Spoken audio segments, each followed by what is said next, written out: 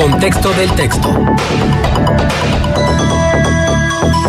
Maestro Antonio Álvarez Mesta, muy buenos días. Muy buen día, siempre es un placer estar con ustedes. Hay una palabra de la que se ha abusado y que por consiguiente se ha desprestigiado. Es la palabra democracia.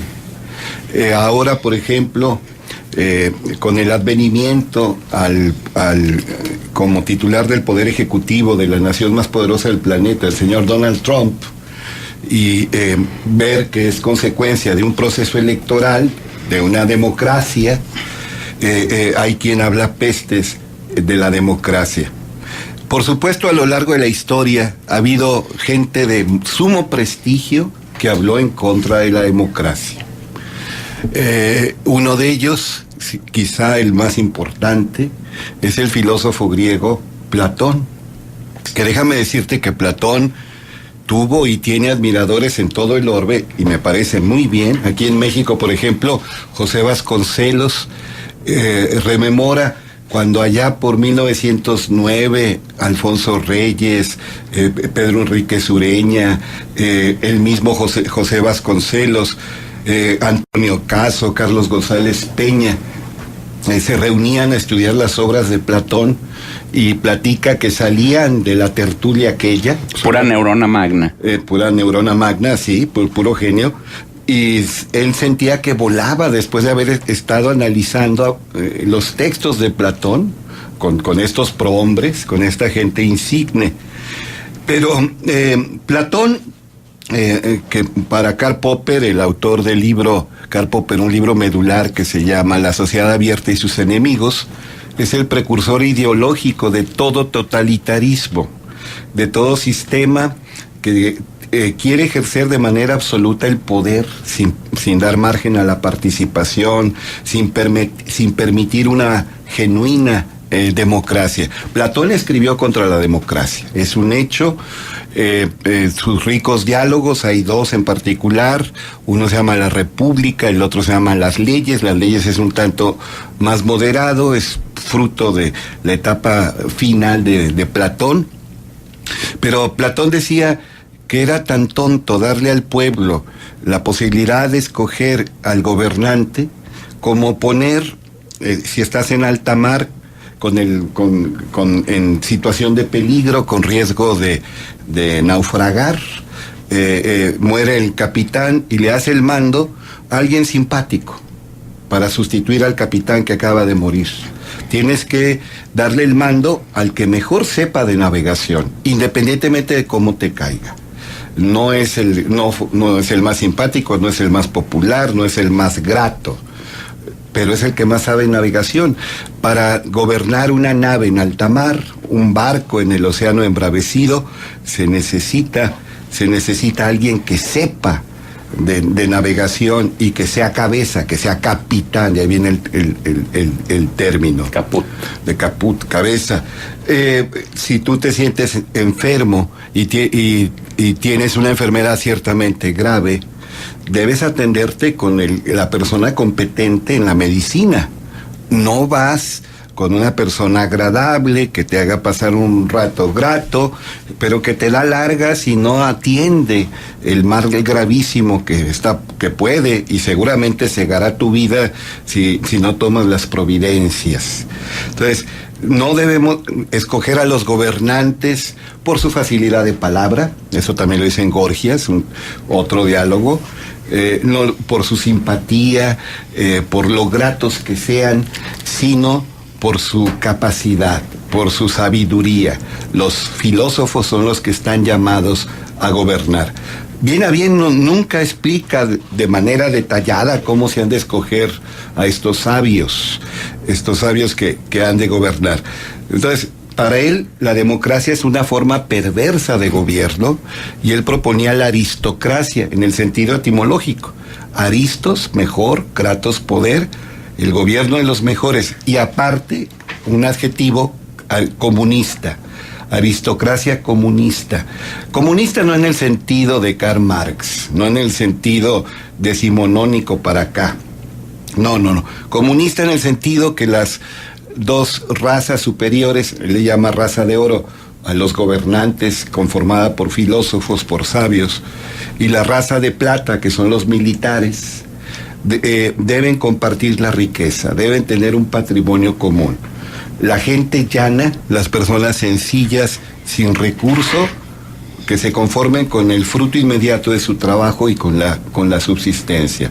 Son la raza inferior, así les llama, razas, que en realidad corresponde a clases sociales. Aristóteles, que ayer platicábamos tú y yo, mi querido Juan, de estos temas.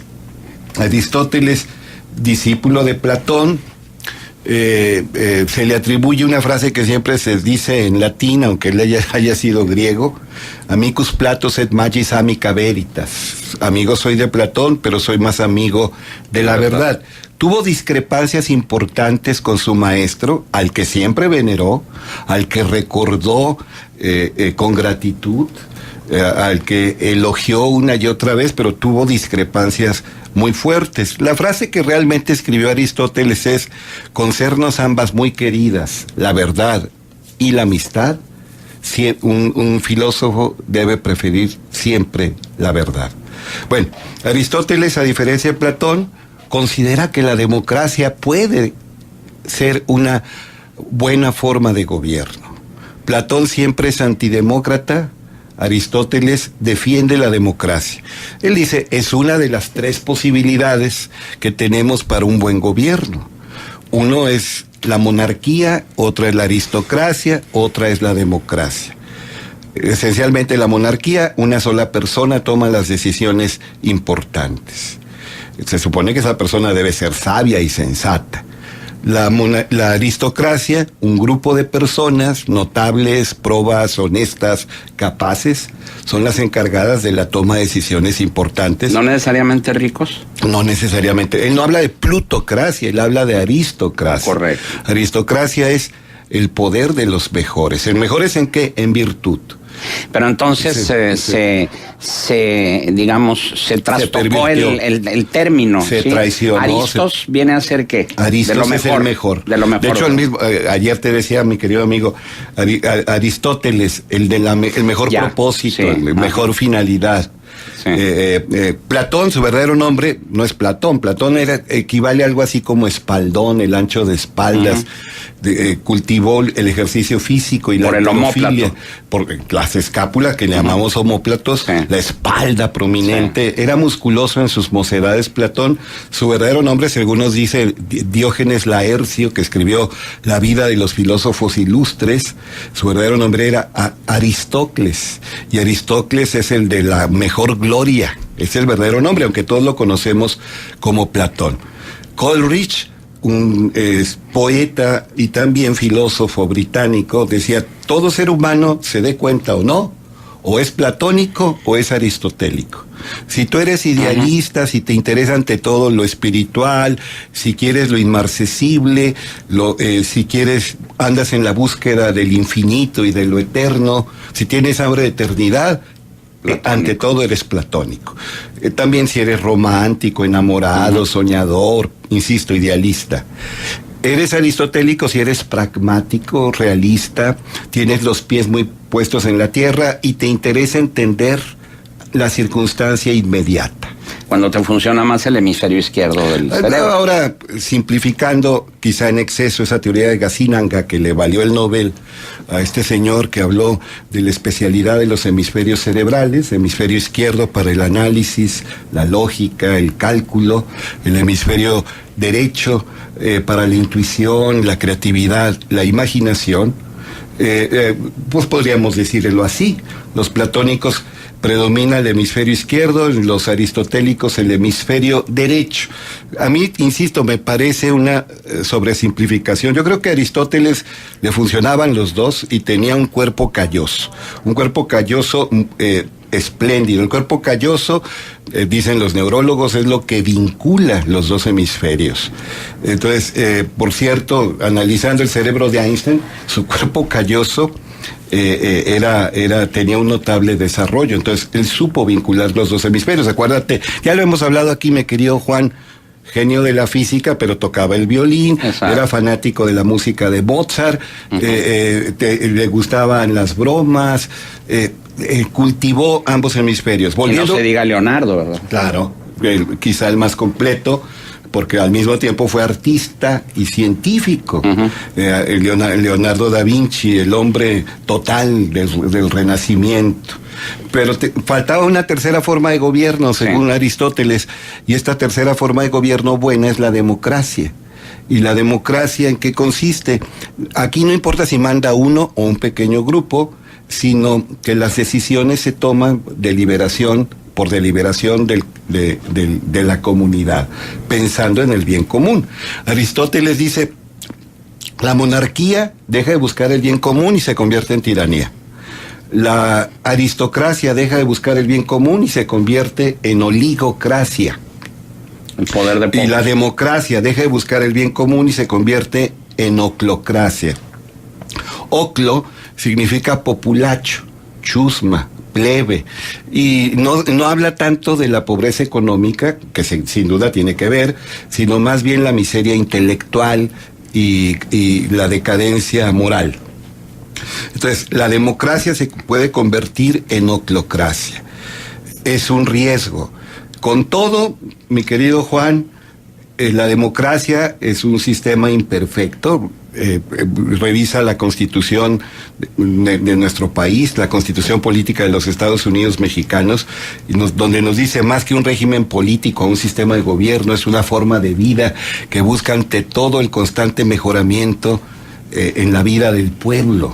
A eso alude el artículo. Pero con todos sus defectos, y que llegan tipejos como el señor Trump a la titularidad del gobierno, en este caso la presidencia del país más poderoso del planeta, Churchill diría, no conocemos otro menos malo.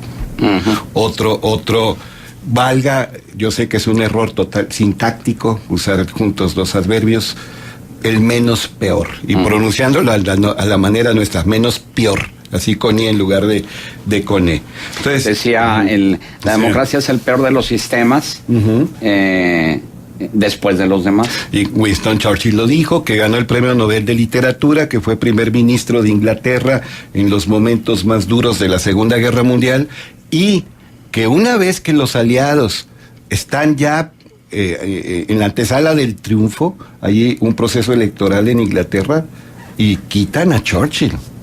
El pueblo depone al hombre que encabezó magníficamente las acciones concertadas del gobierno y de la sociedad británica. Sí, la democracia tiene sus bemoles. No hay una institución humana que sea perfecta. Si tú conoces una, avísanos, porque sería magnífico enterarnos. pero es 1000 veces mejor que el totalitarismo, ya sea una monarquía, una aristocracia en el mal sentido del término, oligarquía, usando el término que usa Aristóteles.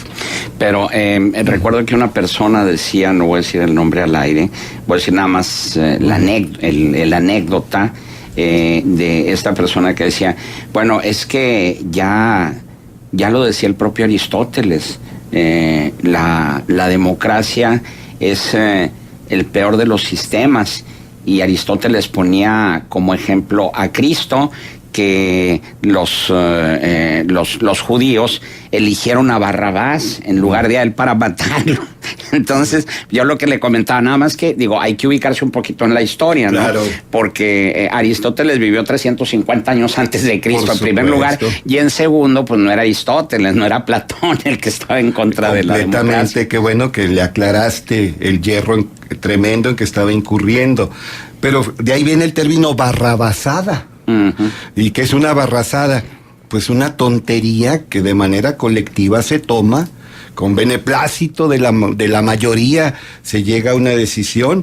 El procurador de Roma, Poncio Pilatus, que no quería crucificar a alguien que no había causado mayores problemas, y en las vísperas de la Pascua judía, que era costumbre indultar a un reo de muerte, pregunta: ¿a quién de los dos le perdonamos la vida?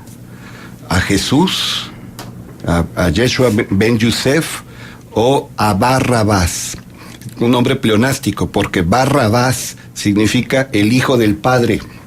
Bar es hijo de, Abás padre, que era un celote o celota, era un salteador de caminos, sí, pero que también cada vez que podía agredía a los invasores romanos. Era un grupo judío del que formaba parte Barrabás. La gente prefirió, digamos, a este guerrillero llamado Barrabás que a Yeshua ben Yosef. Y a partir de ahí, pues, obviamente estamos hablando para los cristianos y para la gente religiosa, pues toda tontería, toda decisión colectiva tonta e insensata se le llama barrabasada. También se comunica Leonor Martínez y dice: felicidades al maestro Álvarez Mesta, y si me pudiera decir a quiénes se les dicen fariseos. Mire, y con el peligro de simplificar en exceso, en realidad había 4 grupos importantes en la época de Tiberio, que era el emperador, en el invadido Israel, y uno era predominantemente político, pero los otros 3 eran religiosos. Eran los fariseos, los saduceos por Sadoc, los mal llamados esenios, que es un nombre de Plinio, el nombre correcto es el grupo de Qumran, y los celotas o celotes. Los fariseos eran tradicionalistas, se apegaban cierto por ciento al Mishnah, a la Torá, a los textos ortodoxos, dogmáticos. Jesús los ataca por hipócritas, por incongruentes, no por la enseñanza, sino por la incongruencia. Uh-huh. Los saduceos no creían en la resurrección, no creían en los ángeles, eran, digamos, intelectualmente escépticos. En ese momento los saduceos, a pesar de ser una minoría, se habían hecho del poder del Sanedrín. Tenemos aparte los esenios, que eran grupos marginales que practicaban una ascética extrema, vivían buscando el misterio, hablaban de un maestro de verdad, practicaban mucho la meditación. Ellos no participaban en la vida pública, te digo, su presencia magnífica, pero era marginal, en este sentido que buscaban la soledad, el silencio. Y finalmente los celotas o celotes, que son los que consideraban el primer deber expulsar al invasor romano. Hay que acabar con la injusticia que el yugo romano impone. Obviamente no podían con un ejército regular enfrentar a los romanos. Entonces cada vez que podían daban golpes aquí o allá. Era una lucha de guerrillas. Esos son los 4 grupos que estaban en esa época, que cuando el emperador era Tiberio y el procurador era Poncio Pilato. Muy bien, ¿algún punto de contacto? Con todo gusto, Antonio Álvarez Mesta @hotmail.com.